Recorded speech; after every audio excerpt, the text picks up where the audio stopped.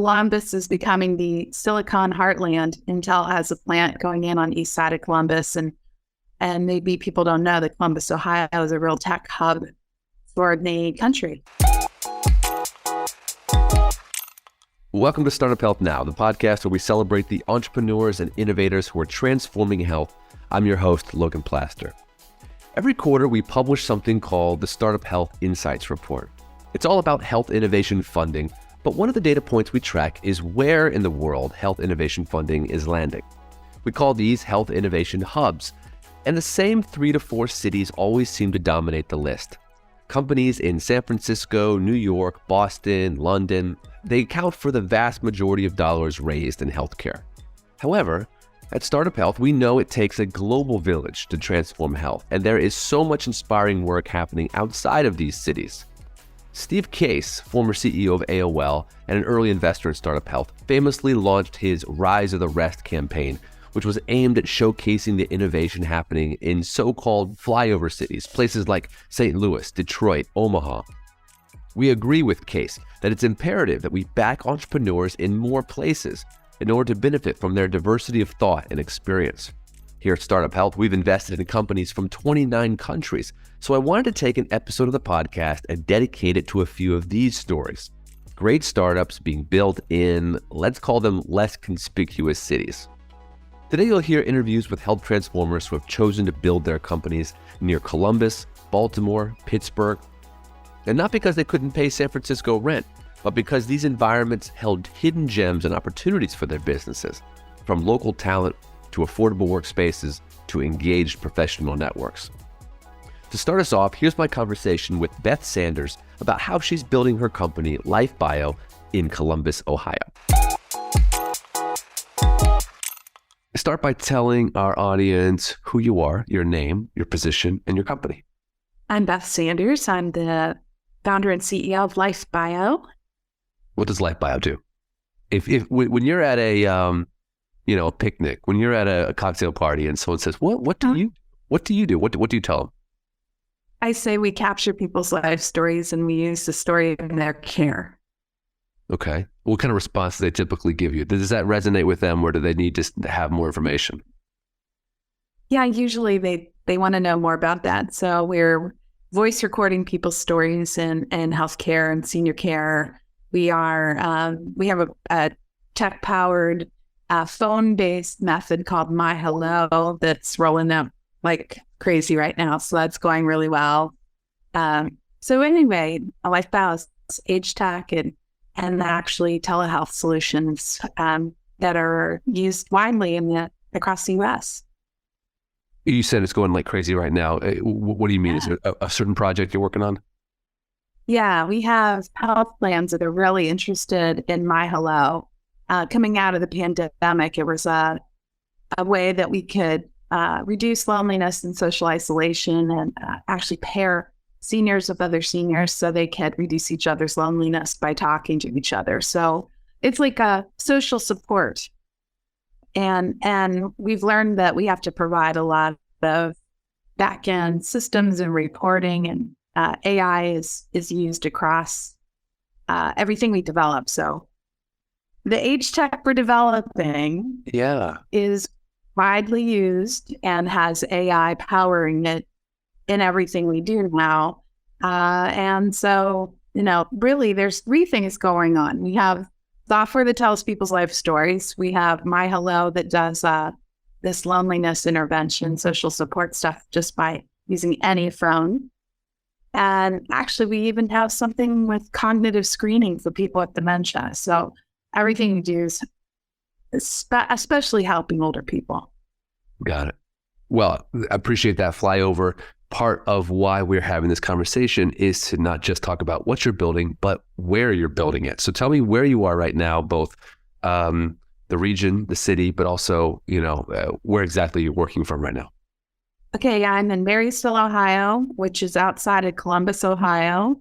And it's a beautiful little town that is actually Honda of America is in Marysville too. So high tech LifeBio is here, and anyway, Columbus is becoming the Silicon Heartland. Intel has a plant going in on the east side of Columbus, and maybe people don't know that Columbus, Ohio, is a real tech hub for the country right now. That's what we're going to talk about. Yeah, that's what we're going to talk about right now. I don't think most people do know that.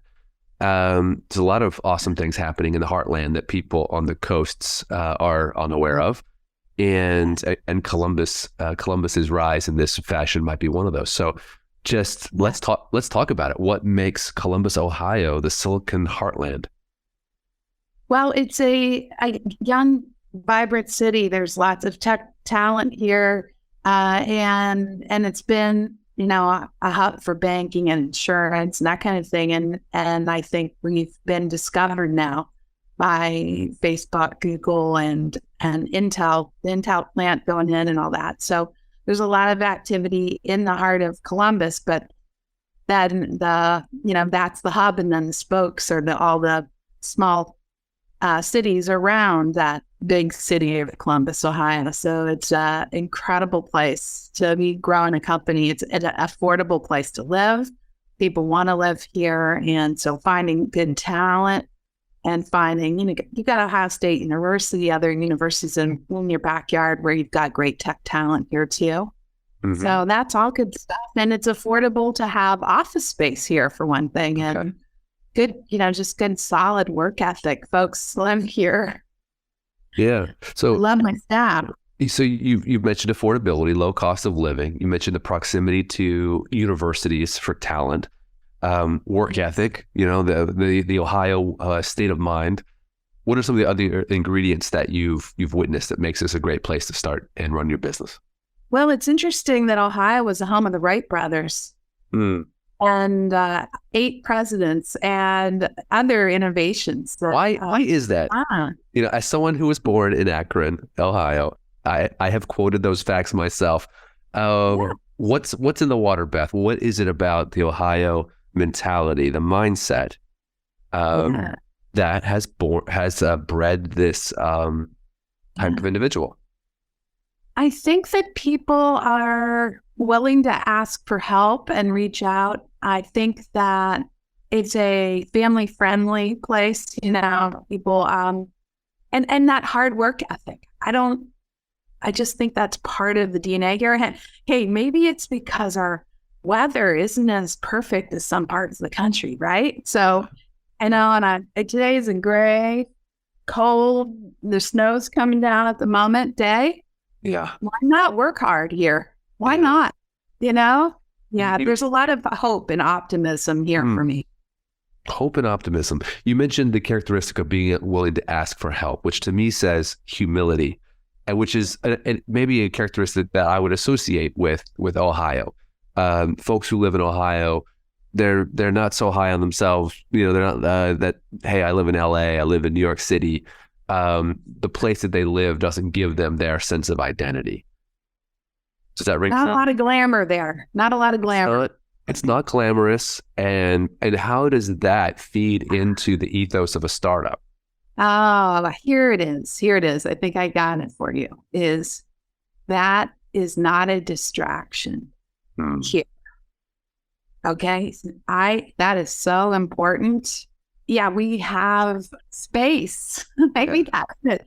You have headspace. You aren't so overwhelmed by, the 5 million people around you or something. Can I just say I'm outside in the city, and I live outside of even our small city, right? And so I can work at my home office is looking out on fields. Yeah, I'm not even that close. My nearest neighbors are wonderful neighbors, but I don't have to be distracted by things like that. So can I just say that I think entrepreneurs need a low distraction environment for best results.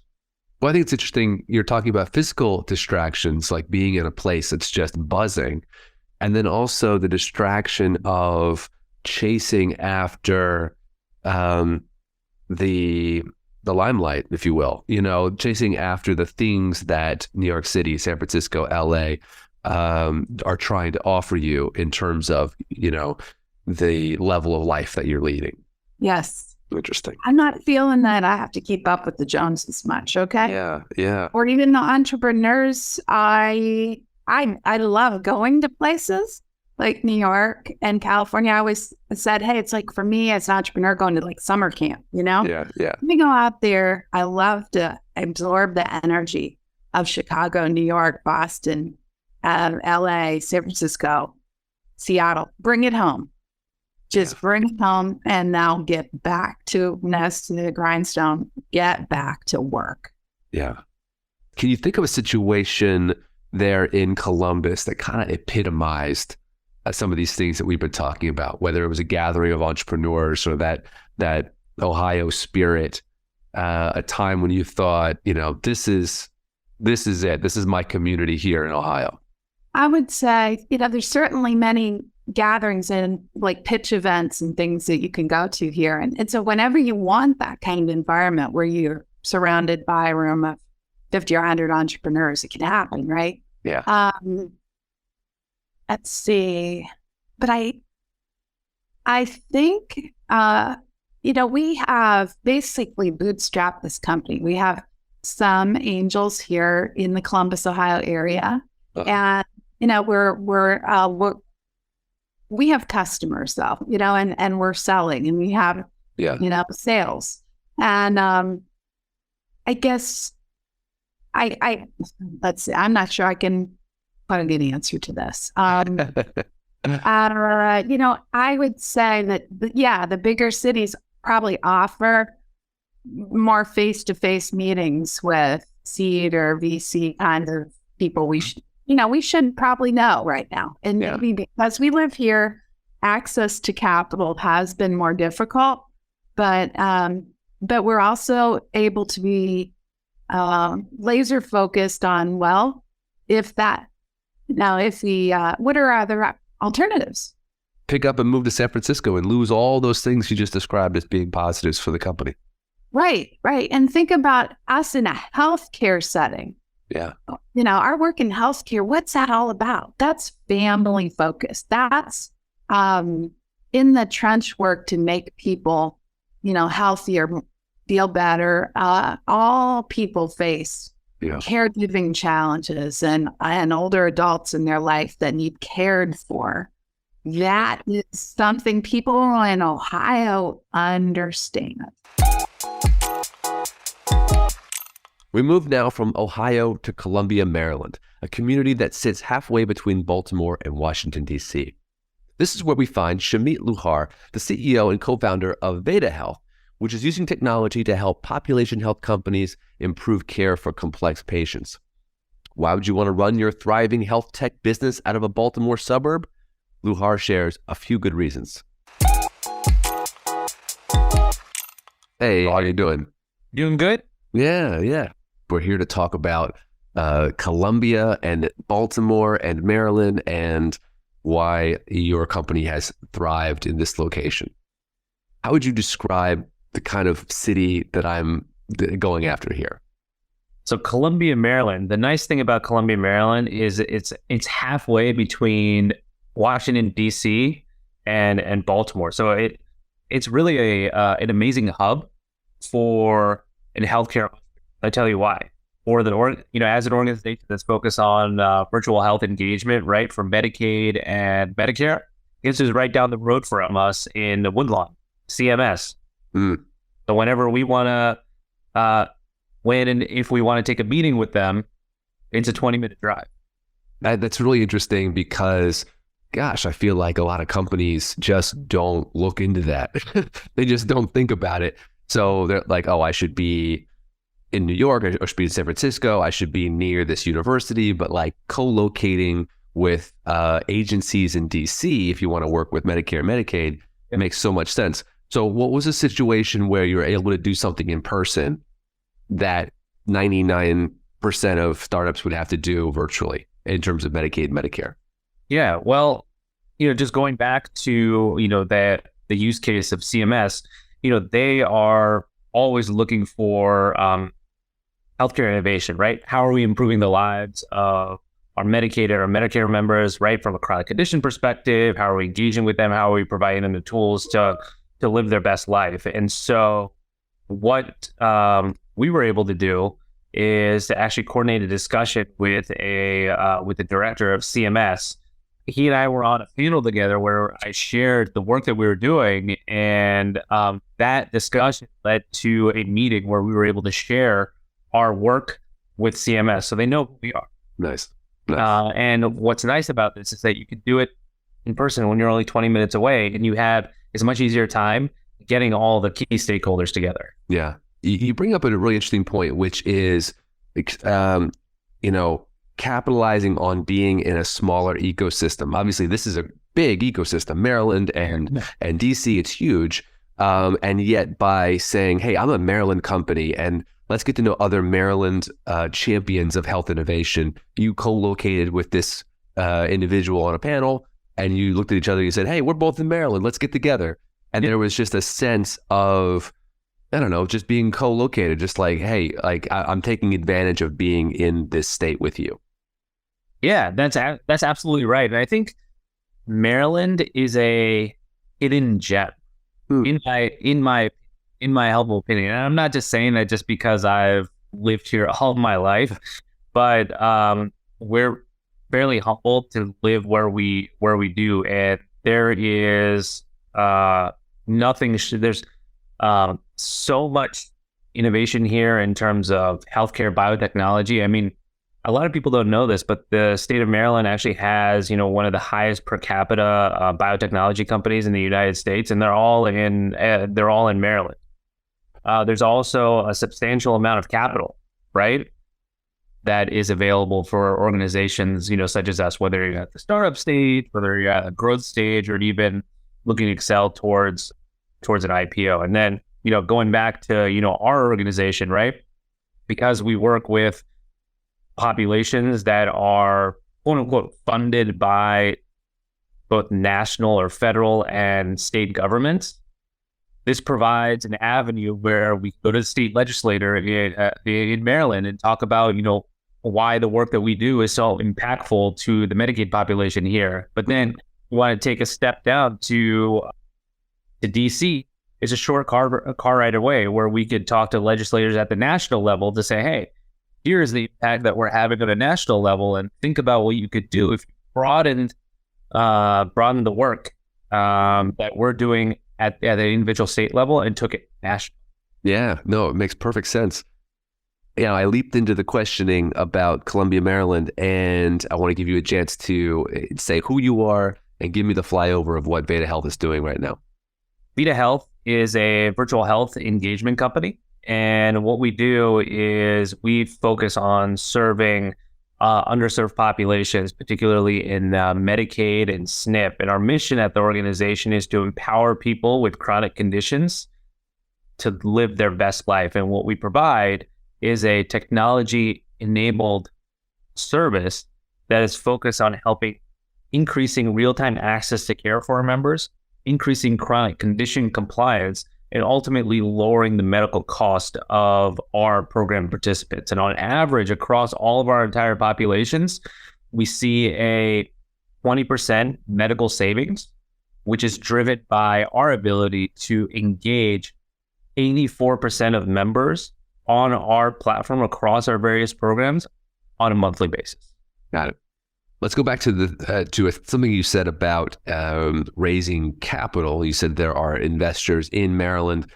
When I talk to folks from other heartland cities, other places that aren't top 2 or 3 cities in the U.S., they say that access to capital is probably one of the trickier bits of being in Ohio or Pennsylvania, et cetera. Yeah. So what has your strategy been for tapping into those pools here in Maryland?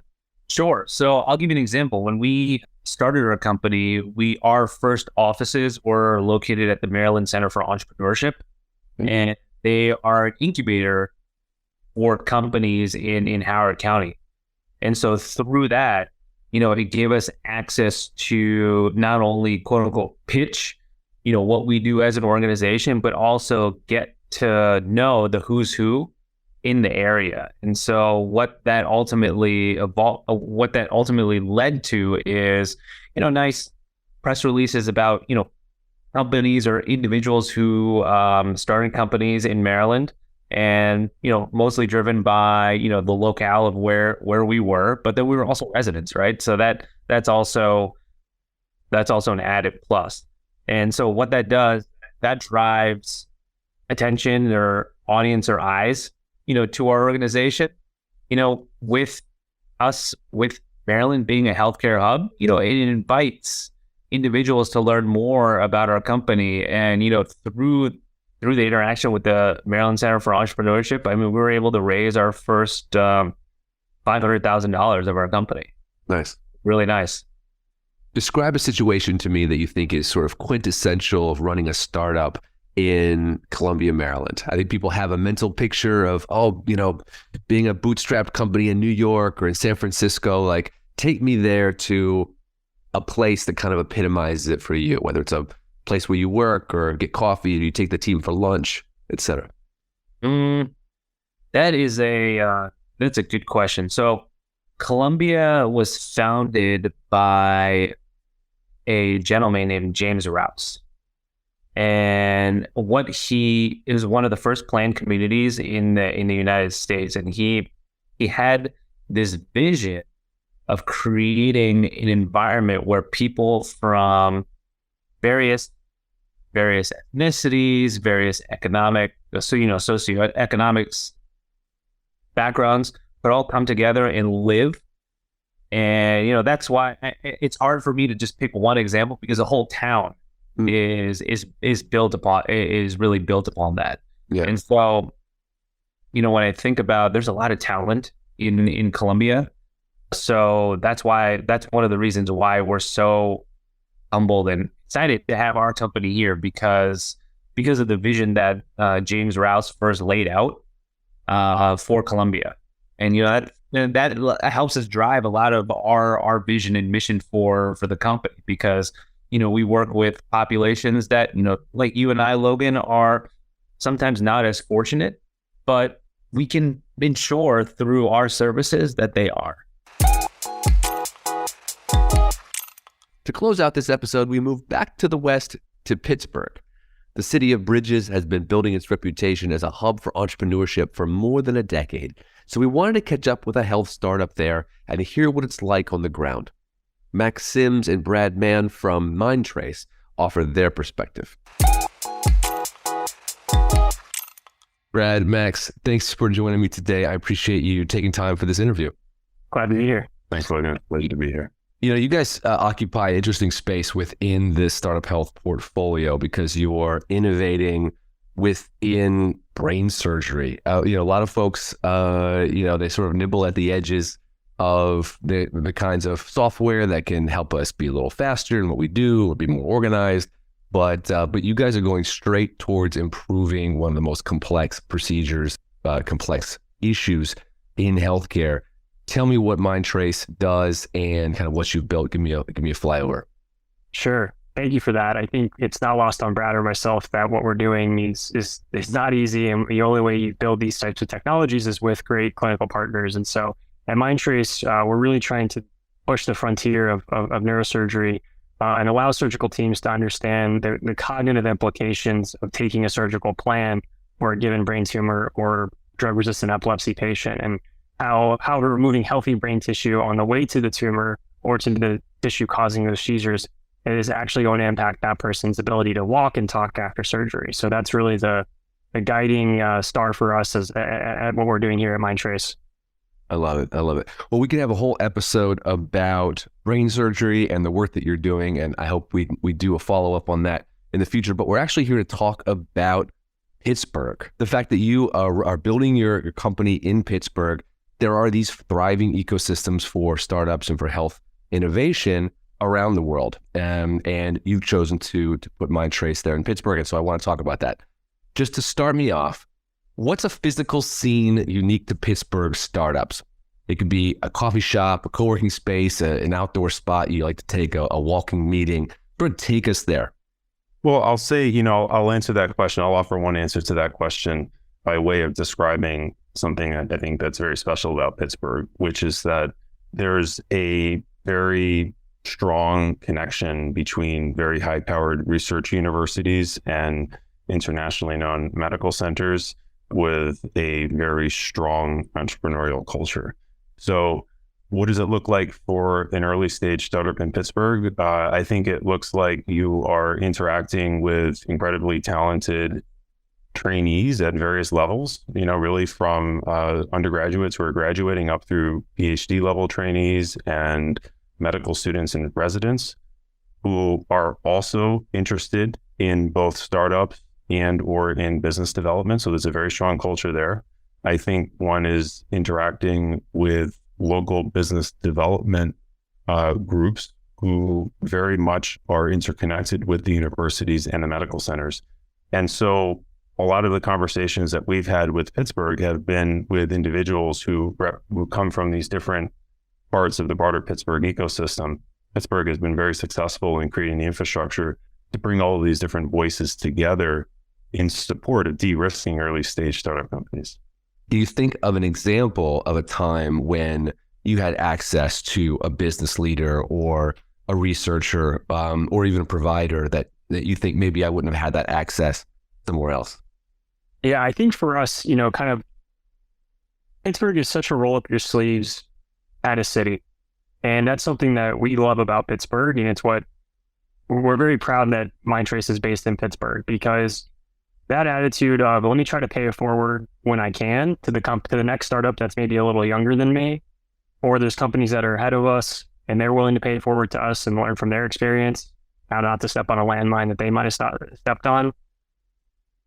It all comes back to people. And I think a great example of that is whenever our accelerator programs or incubator programs have events, the turnout for these is off the charts, I think, relative to what you would see in other cities. And it's because Pittsburgh is oftentimes you're 1 degree away from pretty much everyone in the life science community, but even outside the life science community. And so there's a real sense of camaraderie and responsibility for trying to help Pittsburgh kind of reinvent itself. And you've seen Pittsburgh be successful in robotics, in AI and machine learning. And there's a real sense in the city right now that life science is not very far behind those other two sort of, industry focuses. So for us to be part of that sort of burgeoning life science community and look to the companies that have been successful and now see that there's really this critical mass of life science companies coming out of Pittsburgh, I think it's a really exciting time for Pittsburgh. And so I can't point to one place that you would find all of us, because a lot of these events are shared across the community to kind of spread the wealth, if you will. So that's one of the things that makes Pittsburgh very unique and very exciting for us. The pay it forward piece makes sense to me. You want Pittsburgh to thrive. I live in Baltimore. I feel that same sort of ethos. It's all about the people trying to invest in their home. You also mentioned rolling up your sleeves. Is there something about the work ethic of the place? Yeah, I absolutely would describe it just like that. Our experience has been here in Pittsburgh that every time we've reached out to connect with somebody, there is this culture of exactly that: roll up your sleeves, figure out what a solution looks like to the problem, and sort of push aside maybe some of the things that get in the way of progress if one doesn't have that attitude. And so that has been something I think that is ingrained. It seems to be part of what Pittsburgh is, who Pittsburgh is, and it's great to see that is also reflected in the entrepreneurial and startup scene. We've only talked about positives and why Pittsburgh's amazing for startups. In the spirit of telling it like it is, there have to be some challenges to building your company anywhere. Anything challenging about this environment you're in? Yeah, I think two things come to mind. I don't know if either of them are unique to Pittsburgh per se, but are sort of common amongst sort of those smaller major cities, which is funding gaps, right? Oftentimes, a lot of programs, accelerator funds can put in 100, 200, up to 300K checks at a time. But if you're raising sort of a multi-million-dollar pre-seed, you're unlikely to be able to raise all of that inside of Pittsburgh. Whereas, in a Boston or a New York or a San Francisco, you could probably put your entire round together, within 3 miles of where your headquarters are. For us and for companies that are in Pittsburgh that are trying to sort of solve some of these early stage funding gaps, it's been a concerted effort to really sort of lock down the funding available in Pittsburgh and really get that Pittsburgh community banner behind you, but then also make sure that you're strategic, looking outside of Pittsburgh to other sort of nationally reputable accelerator and incubator programs to sort of build out that foundation, because you're going to need that as a medtech company, and you're going to need introductions to other clinical networks. So I think that's something where Pittsburgh is actively trying to improve its ability to do pre-seed funding and seed funding to startups, but is something that the city knows it needs to help early stage companies with. Emotionally, you've been in Pittsburgh for 5 years now. Do you see yourself putting down roots there? Did it draw you in emotionally? Well, my roots are down. My roots are already quite deep in the sense that I moved here with my wife. I was also faculty at Carnegie Mellon University, and 2 daughters who are now 9 and 12. And, we're very much plugged in. We love the community. We moved here about a little over a year before COVID descended. And so obviously it's been a different experience moving into a city in that context. Pittsburgh has just been an amazing experience to sort of peel back the layers and understand the really amazing cultural institutions that the city has, I think on par with a lot of much larger cities. So it's been great as a place to raise a family. I'll say that the quality of life in Pittsburgh is very high. And part of that, I think, is because the cost of living is more modest than it is on the coast, but the salaries are more equivalent. So overall, it's been great. I mean, in life and in work. And I think that, and this is something that we really embody very much at Mindtrace, if you're going to be successful in work, you have to be successful in life. You have to be happy. You have to be engaged. Your family has to be happy. Your partner has to be happy. Your children have to be happy and engaged with their lives, because if that's not in place, you're not going to be able to do the best work that you can do. So that also for us is part of the calculus of deciding that Pittsburgh is really a place to headquarter a company like Mindtrace. Just to close us out, I want you to take us somewhere in Pittsburgh physically. If I was in town, you were going to take me to lunch, or we're going to have a meeting and have coffee. Is there a place that really is quintessential for you, it's sort of tied into your journey with Mindtrace?